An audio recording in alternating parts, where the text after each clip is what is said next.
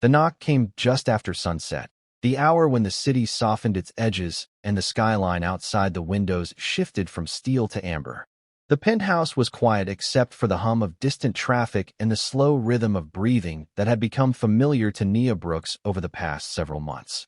She stood near the window, one hand resting low against her stomach, watching the lights flicker on across downtown Chicago, when the sound cut through the stillness with deliberate precision. It wasn't a neighbor's knock. It wasn't casual. It was measured, formal, practiced. Nia didn't turn immediately. She waited, letting the silence stretch, because instinct had taught her that whoever stood on the other side of the door expected urgency. And she had learned long ago that urgency was a form of power she no longer rushed to meet. The knock came again, firmer this time. She crossed the room slowly, bare feet against cool stone floors, past furniture chosen more for appearance than comfort. The apartment had never really felt like hers. It had been decorated by committee, approved by someone else's standards, arranged to impress people who never stayed long enough to sit. When she opened the door, she found a man in a dark suit holding a thick envelope. He didn't look at her face first. His eyes went immediately to her stomach, then back to the paperwork in his hands. "Ms. Brooks," he said, voice neutral, as if he were confirming a delivery address. She didn't correct him. She hadn't used that name in years, but she had learned that names mattered less than timing. "Yes," she replied. He extended the envelope, careful not to let his fingers brush hers. "You've been served." The words landed with less force than he probably expected. No gasp, no raised voice, no questions. Nia accepted the envelope with one hand while the other remained steady against her body, a reflex that had nothing to do with fear and everything to do with grounding. She looked down at the seal, already knowing what was inside, already knowing who had chosen this moment. "Thank you," she said quietly. The man hesitated, as if waiting for a reaction that never came. Then he nodded once and stepped back into the hallway, his shoes making sharp sounds as he retreated toward the elevator. Nia closed the door and locked it. She stood there for a moment, envelope heavy in her hand, listening to the building settle around her. Somewhere above, a door closed. Somewhere below, a car horn echoed through the streets. Life continued uninterrupted. It was their anniversary. 5 years. Not a milestone anyone else would have celebrated, but one she had remembered all the same. Earlier that morning, she had woken before dawn, as she often did now, and moved through the kitchen quietly. She had baked something simple, something familiar, because routine had become her anchor. The card sat on the counter, unopened, addressed in handwriting she recognized instantly. She hadn't touched it. She walked back into the living room and placed the envelope beside the card, two symbols of intention sitting side by side. One wrapped in pastel paper and false sentiment, the other heavy with legal certainty. From the bedroom down the hall came the sound of drawers opening and closing. Nia didn't flinch. She had heard packing before. She walked slowly toward the doorway and leaned against the frame, watching Calvin Monroe move through the room with an efficiency that would have impressed anyone unfamiliar with him. He folded clothes with care, selecting pieces that spoke to wealth and status, placing them neatly into luggage that had never once been carried by him through an airport terminal. He didn't look at her right away. That was new. For years, Calvin had met confrontation with performance. Long explanations, carefully chosen words. This time, there was no performance, only avoidance. "The papers came," Nia said calmly. He paused for half a second, then resumed folding. "I figured they would," he replied. No apology, no hesitation. She watched him place a jacket into the case, smoothing the fabric as if it mattered, as if the act itself required respect. "Our anniversary," she added, not as an accusation, but as an observation. That made him stop. He straightened slowly and finally turned to face her. His eyes flicked down again, briefly, before returning to her face. There was calculation there, and something else, relief, perhaps, that she wasn't shouting. "I thought it was better this way," he said. "Better for who?" He exhaled, already tired of the conversation. "For everyone." Nia nodded once. She had heard that phrase before. It was the language of decisions made elsewhere. "And your mother?" she asked. Calvin's jaw tightened. "She didn't kick you out. She asked you to leave." The correction was small, but telling. Nia didn't argue. She remembered the moment clearly. The way Loretta Monroe had stood in the doorway of the guest suite she had assigned Nia years ago, her posture rigid with satisfaction. The way the staff had looked away. The way no one had intervened. The request had come with instructions already decided. "You'll take your things," Loretta had said. "And you'll do it quietly. We don't need a scene." Nia had complied. Not because she was weak, but because she was observant. Calvin closed the suitcase and zipped it with finality. "I'll be staying elsewhere for now." "Of course," Nia replied. There was a silence then, thick enough to be noticed. Calvin glanced around the room, perhaps seeing it for the first time without ownership, perhaps noticing what was missing. He reached into his pocket and placed a small box on the dresser between them. "I meant to give you that earlier." She didn't pick it up. "Is it from you?" she asked. "Or from her?" His expression answered before his words did. "It's just a gesture." Nia smiled faintly. So were the papers. From the hallway came the sound of heels. Confident, unhurried. Taryn Cole appeared in the doorway, her presence announced by posture alone. She didn't look at Nia immediately either. Her eyes went first to Calvin, then to the suitcase, then finally to the woman standing quietly beside the bed. For a moment, no one spoke. Taryn broke the silence with a polite nod. "I hope this isn't a bad time." Nia studied her, taking in the careful confidence, the way victory sat just beneath the surface. She recognized the expression. She had worn it once herself, long ago, before she understood how fragile it was. "It's perfect timing," Nia said. Taryn smiled, reassured. "Good." Calvin picked up the suitcase. "I'll call you later," he said, not meeting Nia's eyes. She stepped aside to let him pass. He hesitated, as if waiting for something. Anger, tears, resistance. When none came, he walked out. Taryn lingered. "I didn't want things to be uncomfortable," she said lightly. "They aren't," Nia replied. Taryn nodded, satisfied, and followed Calvin into the hallway. The door closed behind them. Nia stood alone again, the quiet returning with startling speed. She walked back to the kitchen and sat at the table, lowering herself carefully into the chair. The envelope remained unopened. She didn't need to read it yet. She already knew what it said. She reached for the card instead. Inside, the message was brief, written in ink that pressed too hard against the paper. "Some lessons take time. This will be one of them." Nia folded the card and placed it back on the counter. She leaned back and closed her eyes, breathing slowly, feeling the movement beneath her palm. There was no anger in her expression, no grief, only focus. Outside, the city lights burned steadily, indifferent to personal collapse. Nia opened her eyes and reached for her phone. Not to call Calvin, not to call Loretta, not to explain. She typed a single message, precise and restrained, and sent it without hesitation. Then she sat in silence, letting the night stretch forward, knowing this was only the beginning. The suffering had already started. The reckoning had not. Nia didn't sleep. Not because she couldn't. Because sleep would have been a form of surrender to a night that was trying to turn her life into a headline without her permission. She sat at the kitchen table long after the city outside had settled into its late-night rhythm, the kind of rhythm Chicago carried like a heartbeat, steady, indifferent, always moving. The envelope remained unopened. The card sat beside it, folded back into silence like a threat that had already done its job.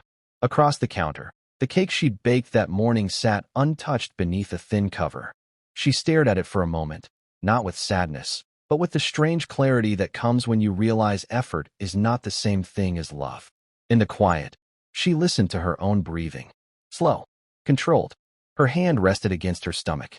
Not dramatic, not trembling, just present. A reminder of what mattered. A reminder of what made everything else unforgivable. Her phone vibrated once. A message. She didn't rush to look.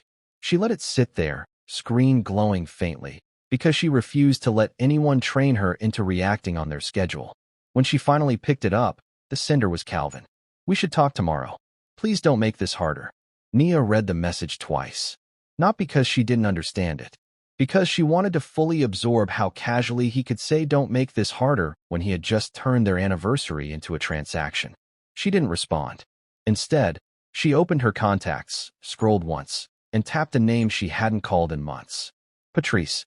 The call rang twice before a voice answered, quiet but alert, like someone who lived in the world with their eyes open. "Nia? I'm okay," Nia said before Patrice could ask. "I need you to do something for me." There was a pause. Patrice didn't waste time with comfort. Comfort was for people who still believed the world played fair. Tell me. Nia looked at the envelope again. I need you to be available tomorrow. And I need you to bring the box from the closet. The one with the blue tape. Patrice exhaled, slow. That box. Yes. Patrice didn't ask why Nia had kept it. Didn't ask why blue tape mattered. She already knew. Okay, Patrice said. Where do you want me? Nia's eyes moved to the living room, to the floor-to-ceiling windows, to the skyline that looked beautiful from a distance and brutal up close. Not here, Nia replied. Somewhere they don't control. Patrice understood exactly what that meant. Send me the address, she said. And Nia? Yes. Patrice lowered her voice. Don't do anything alone. Nia's lips pressed together in the smallest smile. I'm not. When the call ended, Nia stood slowly, letting her balance settle. She walked to the bedroom, not to collapse into the bed Calvin had just abandoned, but to open the closet he had left behind. His side was cleaned out. Empty hangers spaced neatly like ghosts. The absence was almost theatrical, as if he wanted the room to feel like a stage after the lead actor has exited. But on the top shelf, pushed toward the back, was something he had missed. A folder. Not because he didn't see it, because he didn't know what it meant. Nia pulled it down and set it on the bed. Her hands were steady as she opened it. Inside were papers Calvin would never have recognized. Numbers, agreements, signatures, dates. Quiet proof that some people lived two lives, and one of them always came with receipts. She flipped through them slowly. A line of ink caught her eye. Loretta's signature on a document she had signed without reading, trusting the wrong people in the wrong ways. Nia's jaw tightened, not from anger, but from the satisfaction of confirmation. She wasn't guessing anymore. She was collecting. Her phone vibrated again. This time it wasn't Calvin. Unknown number. Nia stared at it for a moment, then answered. Hello. A man's voice came through, calm and familiar. You told me to call you if anything moved. Nia sat on the edge of the bed, the folder still open in her lap. Did it? It did, the voice replied. Your mother-in-law scheduled a board session for Monday morning. She labeled it an emergency. She's bringing the fiancé. Nia's eyes narrowed slightly. They're doing it that fast. They're doing it publicly, he corrected. She wants witnesses. She wants legitimacy. Nia looked down at the papers, then at the empty closet. Good, she said softly. There was a pause, like the man on the other end was measuring her tone. You want me to stop it? He asked. Nia's answer came without hesitation. No, I want you to let it happen. Another pause. Then, carefully. Nia, are you sure? She leaned back, staring at the ceiling.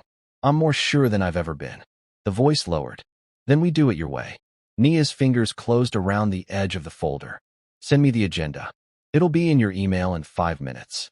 Thank you, Darius. Try to rest, Darius said. Nia didn't respond to that. She ended the call and sat there a moment longer, absorbing the word Monday. Not because she feared it, because she had been waiting for a moment like this for years. She stood again and walked back to the kitchen. She picked up the envelope at last, not to read the divorce terms, but to weigh the symbolism. Paper was such a simple weapon. The law made it feel civilized, as if cruelty wrapped in legal language didn't count as cruelty. She slid the envelope into her purse. Then she reached for the anniversary card, held it between her fingers, and stared at Loretta's message again. Some lessons take time. Nia folded the card neatly and placed it in the same pocket as the envelope. Yes, she thought. They do. The next morning, Nia left the penthouse before sunrise. Not sneaking, not hiding. She moved through the lobby like someone who belonged there, because she did. The security guard gave her a polite nod, the kind he gave everyone he assumed mattered. Outside, the cold hit her cheeks immediately. Chicago air didn't ease into your lungs. It took control first, then allowed you to adjust. A car waited at the curb. Not a flashy one. Not the kind Calvin would choose to announce importance. This one blended into the city, like it had places to be that didn't involve being admired. The driver stepped out and opened the door. Good morning, Ms. Brooks, he said respectfully. Nia nodded once and got in. As the car pulled away, she looked back up at the building, at the penthouse windows, at the life Loretta had tried to throw her out of, like discarding a piece of clothing that didn't fit the season. Nia's hand moved to her stomach. Quiet protection, quiet promise. The car drove south, away from the high-rise shine, and into neighborhoods where life was real. where people stood at bus stops in heavy coats, where corner stores opened early, where mothers walked kids to school with their hands in their pockets, heads down against the wind. Nia didn't romanticize it. She respected it, because she had lived a version of it, by choice, for years, so she could learn. The car stopped outside a brick townhouse tucked between two larger buildings. The street was clean but not polished. It was a place that didn't scream for attention. Patrice stood on the front steps with her arms crossed, a box at her feet sealed with blue tape. Her eyes scanned Nia instantly, checking for breaks, weakness, tears. She found none. Patrice's mouth tightened with approval. "Come inside." Nia stepped out carefully, and Patrice picked up the box without offering to help Nia walk, because Patrice didn't treat her like glass. Inside, the townhouse smelled like coffee and warm bread. The living room was simple, no staged furniture, no meaningless decor. A home built for living, not impressing. Patrice set the box on the table. "You sure you want to open this today?" Nia pulled off her coat. "I should have opened it 2 years ago." Patrice didn't argue. Nia sat, placed both hands on the box, and peeled back the tape slowly. The sound was loud in the quiet room. Inside were notebooks, printed emails, copies of financial statements, photos, old invitations, notes scribbled on napkins from dinners where Loretta had smiled while cutting Nia down in front of people who laughed because they wanted access. Patrice leaned against the wall, watching. "You really kept all this," she said quietly. Nia lifted a notebook, flipping through pages filled with dates and short entries. "Not because I wanted revenge," she replied. "Because I wanted clarity." Patrice shook her head. "That family never deserved you." Nia didn't respond to that. She had stopped letting praise soften the edges of truth. A knock sounded at the door. Patrice's posture shifted instantly. She didn't move like a scared woman. She moved like a woman who protected her home. Patrice looked through the peephole, then opened the door. Darius stepped inside with a leather case in one hand and an expression that stayed calm even in storms. He was tall, dark-skinned, sharply dressed, but not loud about it. His presence didn't demand attention. It commanded it. "Nia," he said, nodding respectfully. "Darius," she replied. His eyes flicked briefly to her stomach, then back up, professional and controlled. "How are you feeling?" "Focused," Nia said. Darius's mouth twitched slightly, like he understood that answer better than most people. He set the case on the table, opened it, and pulled out a folder. "Monday's agenda," he said. "And a few things you should see." Nia didn't reach for it yet. "Tell me what they think they're doing." Darius leaned forward slightly. "Loretta thinks she's consolidating power. She's using the board meeting to introduce Taryn as the new face of the family. She wants the optics to look clean." Patrice let out a sharp laugh. "Clean, with a pregnant wife in the background." Darius didn't smile. Loretta is counting on shame. She expects Nia to stay quiet because she thinks Nia doesn't have leverage. Nia finally opened the folder. The agenda was written in corporate language: mergers, restructuring, rebranding, future leadership. But what stood out was a single line: vote, transfer of controlling shares into a newly created trust. Patrice frowned. "What is that?" Darius's eyes stayed on Nia. "It's Loretta trying to protect the family assets before the public fallout. She thinks if she moves everything now, she'll keep control." Nia nodded slowly. "She's panicking. She's calculating," Darius corrected. "She always calculates." Patrice leaned closer. "And Calvin?" Darius's face hardened slightly. "Calvin is letting her. He's playing obedient son. He thinks it'll all work out if he keeps his head down and marries the new woman fast enough." Nia didn't flinch. She turned a page in the folder and saw a second document. A seating chart for the anniversary dinner Loretta had planned for that night. Nia blinked once. "She's still hosting something." Darius nodded. "She's inviting half the city. Business associates, social connections, people who love spectacle." Patrice's voice sharpened. "On their anniversary?" Nia's lips pressed into a calm line. "Of course.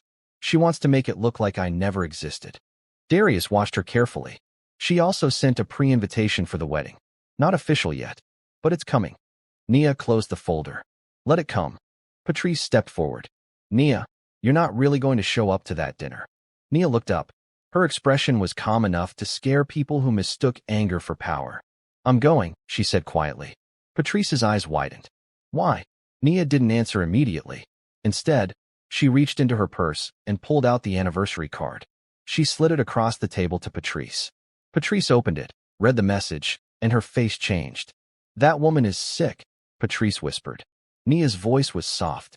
"No, she's consistent." Darius exhaled, like he'd been waiting for Nia to say the right word. "Consistency is what makes her predictable." Nia nodded. "And predictability is a gift." Patrice shook her head slowly. "What are you planning to do at that dinner?" Nia placed her palm against her stomach, grounding herself again. "Nothing." Patrice stared. "Nothing." Nia's eyes didn't move. "I'm going to sit where she puts me. I'm going to let her smile.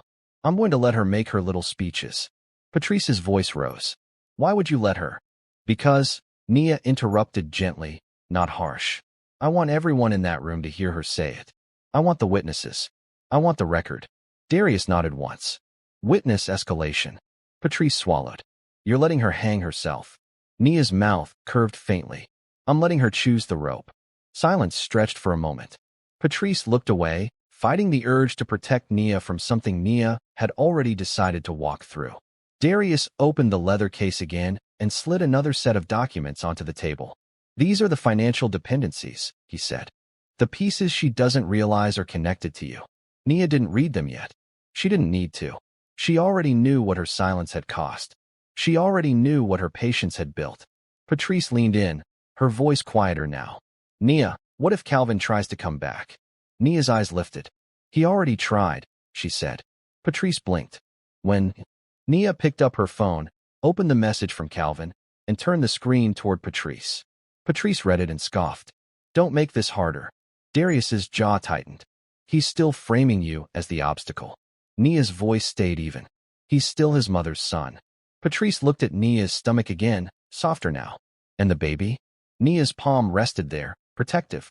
"My child will never learn to confuse love with endurance." That line hung in the room like a promise. Darius closed his case. "Then we move on your timing. Dinner tonight. Board meeting Monday." Patrice crossed her arms.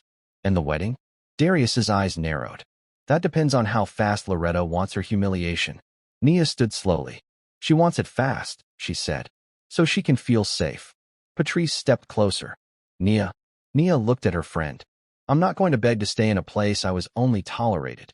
Patrice's eyes softened. "I know." Nia picked up the folder again, then the card, then the envelope. She placed them all back into her purse like weapons wrapped in paper. Outside, the city was waking up. And somewhere across town, Loretta Monroe was probably already planning the dinner, arranging flowers, calling people, smiling into mirrors, rehearsing the image she wanted the world to remember. Nia knew something Loretta didn't. The world doesn't remember dinners. It remembers collapses. That evening, Nia arrived at the restaurant Loretta had chosen, a place that looked expensive because it was designed to make people feel small. The valet moved quickly, the doorman smiled too widely, the lobby smelled like money. Nia walked in alone. No Calvin, no family, no protection. The hostess glanced at her and hesitated just long enough to be insulting. "Name?" she asked. "Nia Brooks," Nia replied. The hostess's eyes flicked to her stomach again. Then she forced a polite smile. "Right this way." Nia followed her through the dining room. She felt eyes turning, whispering. She felt recognition and curiosity mixed together. She heard the word pregnant in someone's voice like a secret being passed. She kept walking.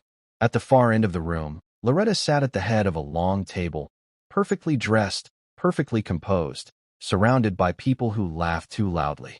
Calvin sat 3 seats away from her, posture stiff, expression controlled. And beside him sat Taryn, glowing with confidence, wearing a ring that caught the light every time she moved her hand. Loretta spotted Nia instantly. Her smile widened. Not warmly. Victorious. "Nia," Loretta said loudly enough for the table to fall quiet. "You came." Nia stopped at the edge of the table, her posture calm, her face unreadable.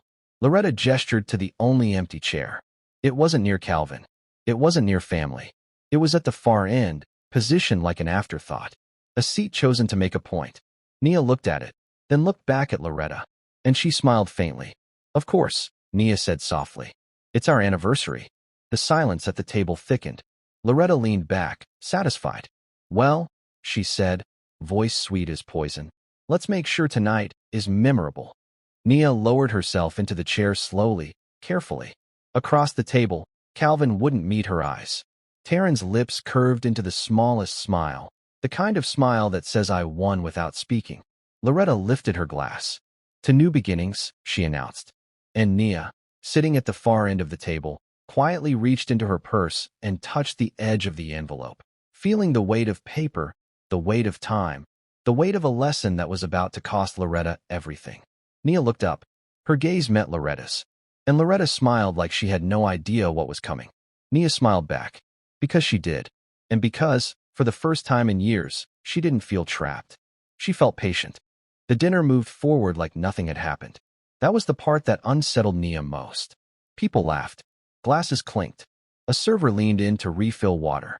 Loretta spoke in polished sentences, telling stories that framed herself as generous, strategic, indispensable.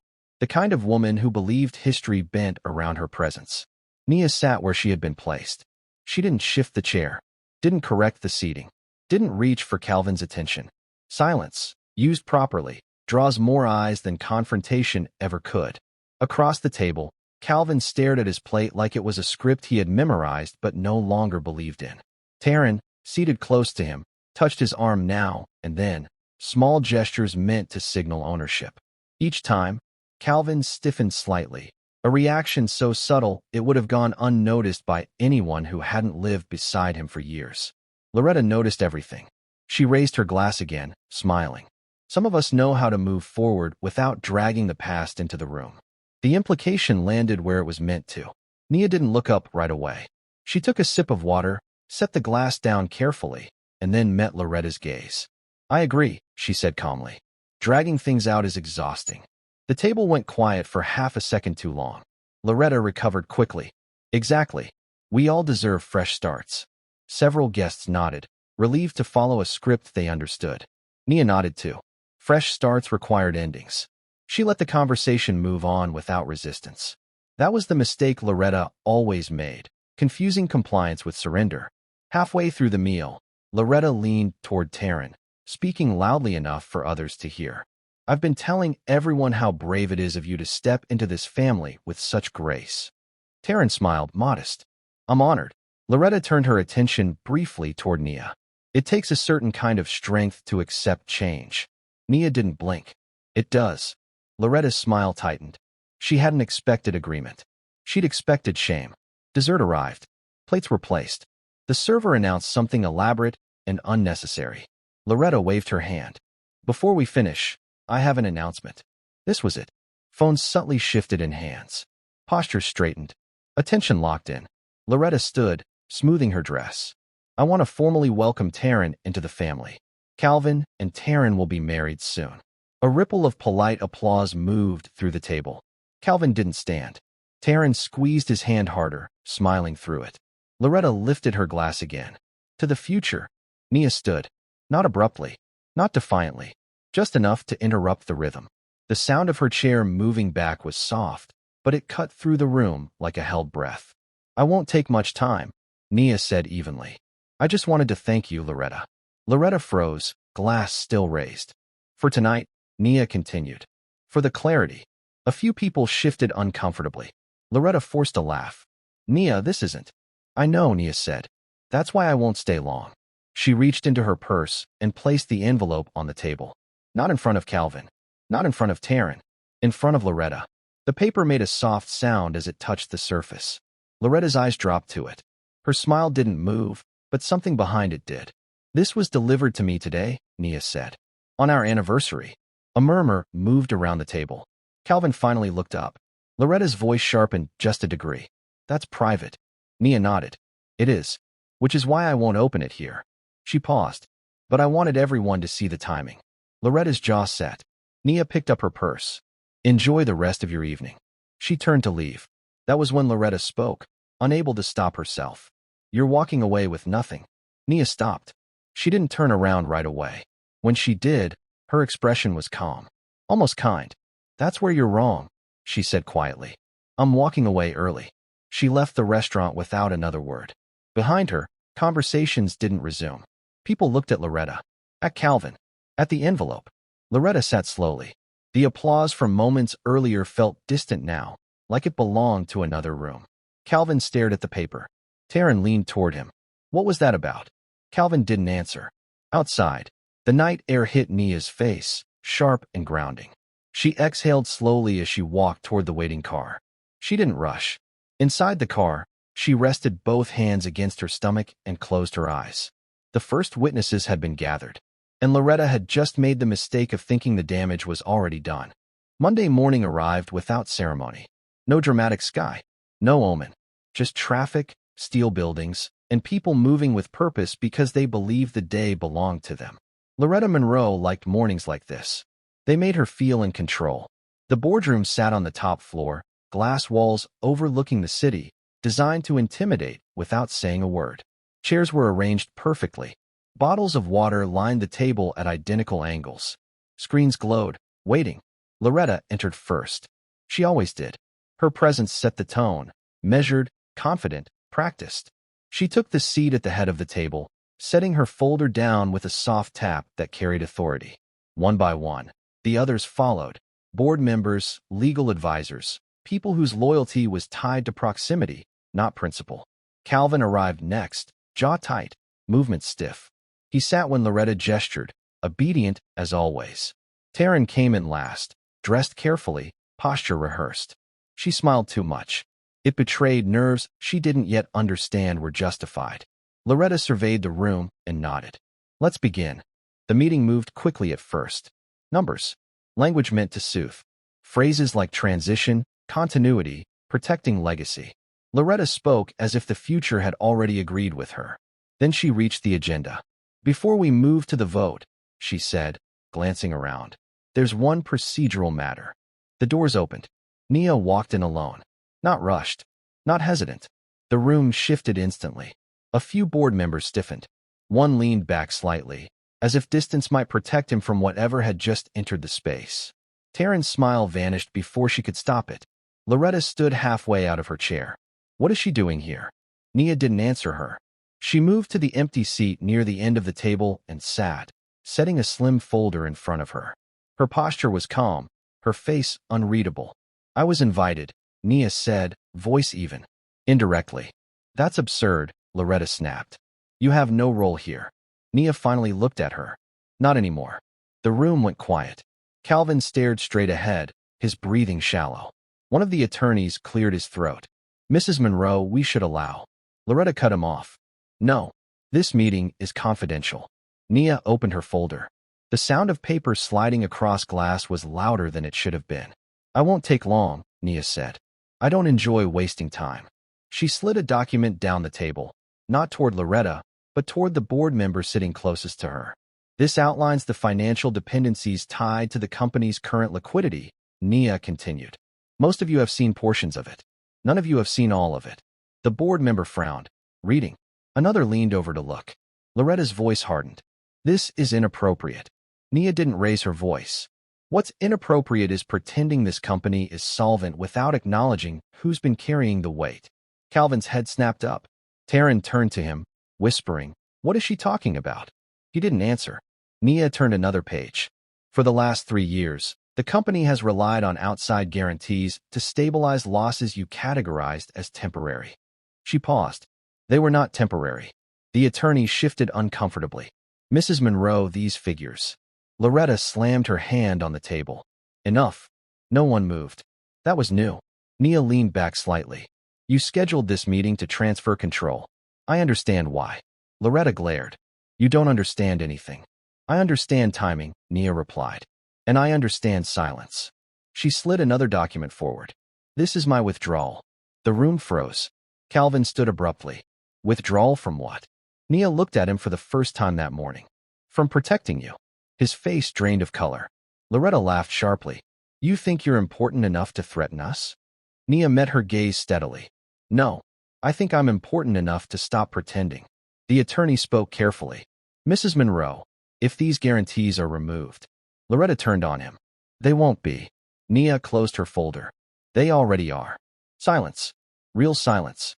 One of the board members set his pen down. Another adjusted his glasses, reading faster now. Taryn's voice trembled. Calvin, what is happening? He swallowed. I don't know.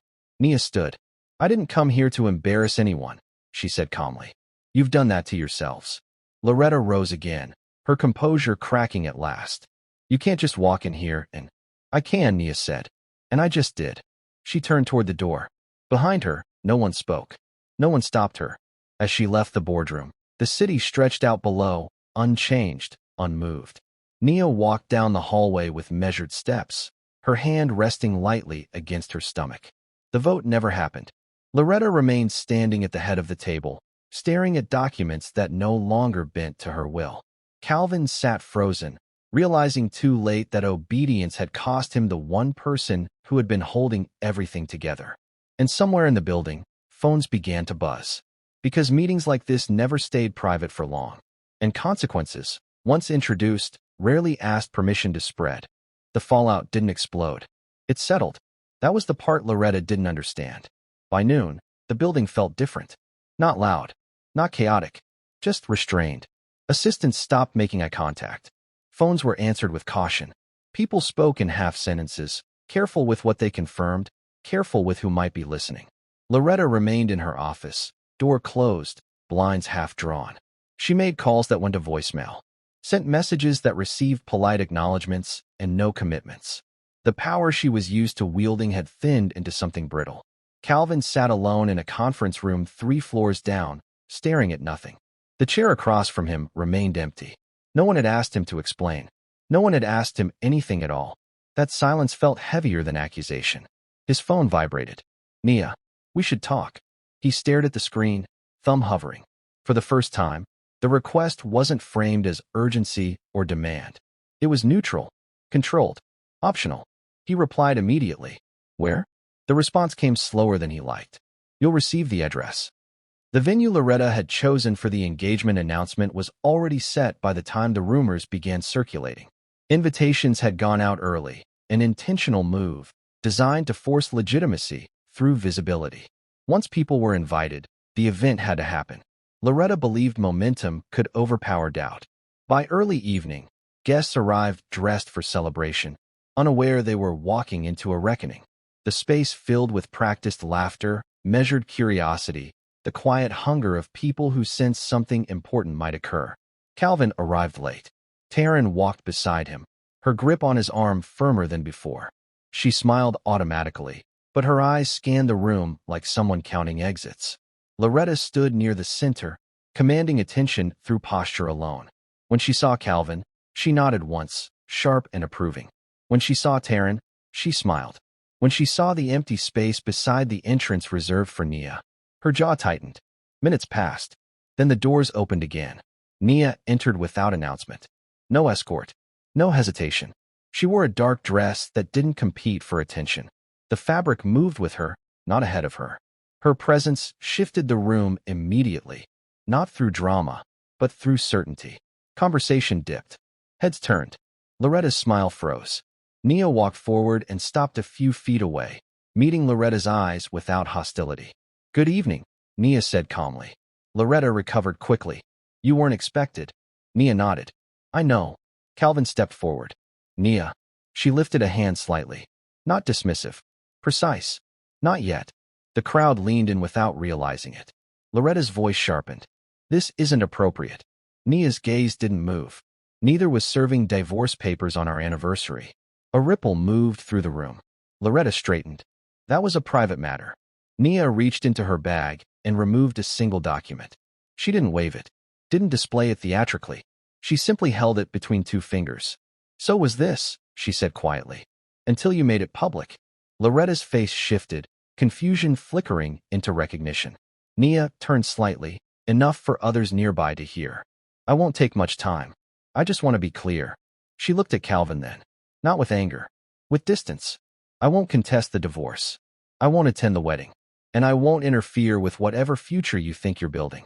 Calvin exhaled, relief flashing too quickly. But, Nia continued, turning back to Loretta, I will no longer absorb the consequences of your decisions. She placed the document on the table between them. This becomes effective tonight. Loretta stared at the paper. You think a piece of paper changes anything?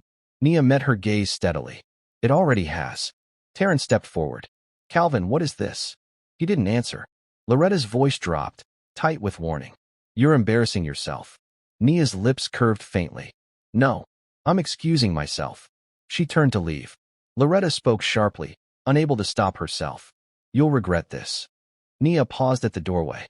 When she turned back, her voice was soft enough to force people to lean closer. I already don't. She left. The room didn't recover. People whispered.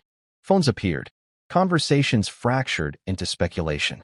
Loretta stood rigid, staring at the paper she refused to touch. Calvin sank into a chair, understanding too late that whatever had been protecting him had just walked away. And Taryn, still standing, still watching the doorway, realized something she couldn't unlearn. This wasn't a woman losing. This was a woman finished waiting. Outside, the night air felt clean.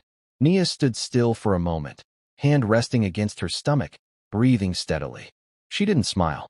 She didn't celebrate. She simply allowed the moment to pass. Because the real consequences hadn't arrived yet. They were scheduled, and they were no longer negotiable. The collapse didn't announce itself. It moved quietly, through systems Loretta had trusted because she believed they answered only to her. By Tuesday morning, the building was still standing, but the confidence inside it had thinned to a shell. Meetings were postponed without explanation. Calendars cleared themselves. Conversations stopped mid-sentence when unfamiliar footsteps passed by. Loretta arrived early, as she always did. She liked being first. It reminded people who mattered. This time, no one followed her in. Her assistant's desk was empty.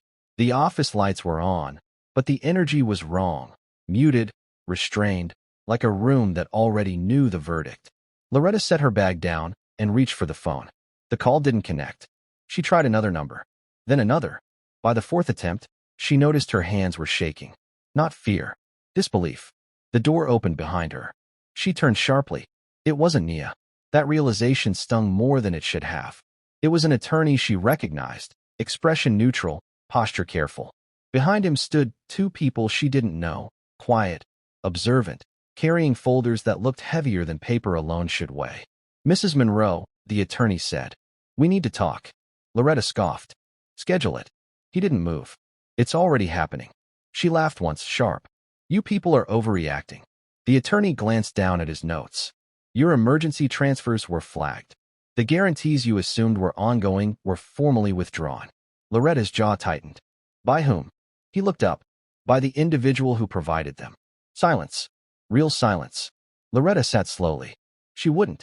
The attorney didn't argue. Without those supports, he continued, the company cannot meet its obligations. Effective immediately, operations are frozen pending review. Loretta stood abruptly. That's impossible. Nothing about it is sudden, he replied. It's just no longer hidden. Her phone buzzed. One message. Country club membership suspended pending review. Loretta stared at the screen, her breath shallow now. No, she whispered. That's not. The attorney spoke again, softer this time. Your social accounts are already being reassessed. She looked up sharply. By who? He hesitated. By people who no longer benefit from protecting you. The room felt smaller. Calvin learned the truth alone. No announcement. No confrontation. Just a declined card. Then another. Then silence where reassurance should have been. He sat in the apartment he had moved into days earlier, staring at his phone, replaying conversations he had ignored. Words he had dismissed. Warnings he had mistaken for weakness. His phone rang. Unknown number. He answered. Nia, he said immediately. Yes, she replied. He swallowed. Did you do this? She didn't respond right away. When she did, her voice was calm. I stopped doing something. That's the same thing, he said hoarsely. No, she replied. It just feels that way to you. He rubbed his face. My mother. She made her choices, Nia said. So did you. He closed his eyes. I didn't know. You knew enough, she answered. There was nothing left to say after that. Loretta sat alone in her office as the afternoon light shifted, shadows creeping across walls she no longer controlled. Her phone lay face down on the desk. Unread. The attorney had left. The folders had gone with him. So had the illusion of permanence. For the first time in decades, no one needed her approval. And that terrified her more than poverty ever could. That evening, Nia stood at the window of a different home. Not the penthouse. Not the stage. This place was quiet. Real. Chosen. She rested her hands against her stomach and watched the city lights come on, one by one. not as symbols of power, just as lives continuing. Her phone buzzed once. She didn't check it. Some things no longer required attention. She turned away from the window and walked deeper into the room, leaving the city behind her back. Not because she was running, because she was finished. And somewhere else in the city, Loretta Monroe sat surrounded by everything she had once valued: status, position, reputation. Finally understanding that none of it could protect her from what came after cruelty. No apology followed. No forgiveness was offered. Only consequence. And silence.